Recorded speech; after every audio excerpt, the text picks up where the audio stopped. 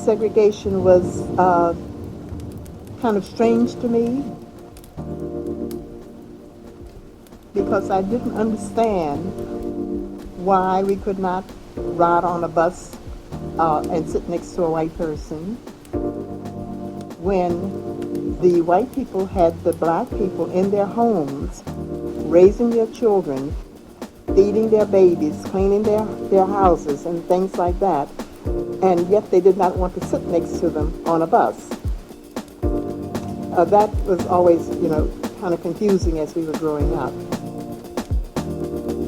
And we couldn't understand how a white person would think that you can feed my child, but I'm not going to sit next to you in public.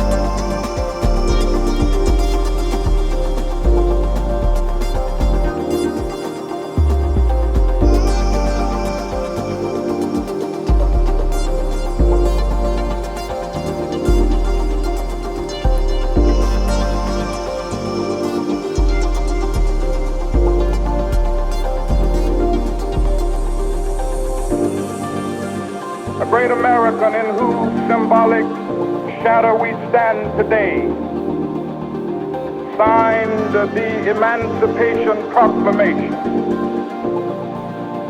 This momentous decree came as a great beacon light of hope to millions of Negro slaves who had been seared in the flames of withering injustice.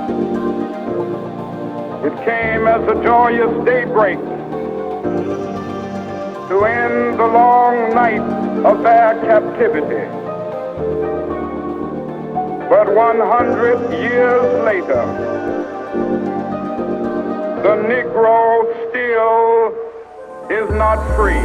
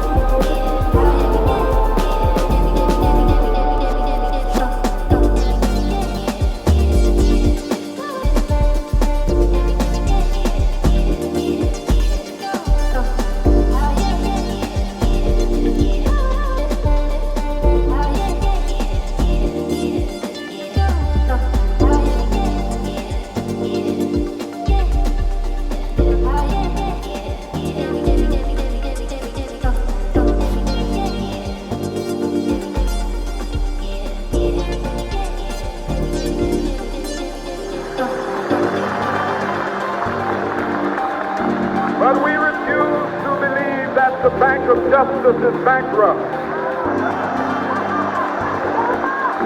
We refuse to believe that there are insufficient funds in the great vaults of opportunity of this nation. So we've come to cash this check, a check that will give us upon demand the riches of freedom and the security of justice. We have also come to this hallowed spot to remind America of the fierce urgency of now. Now is the time to make real the promises of democracy. Now is the time to rise from the dark and desolate valley of segregation to the sunlit path of racial justice. Now is the time to lift our nation from the quicksands of racial injustice to the solid rock of brotherhood, now is the time.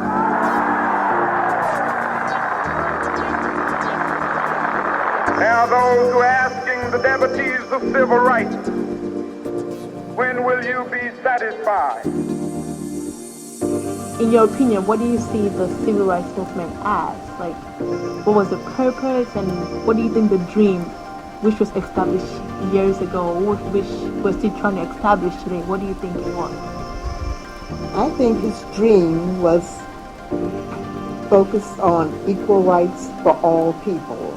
He was not focusing on African Americans only, or whites only, or for everybody, and that covers the different religions and all.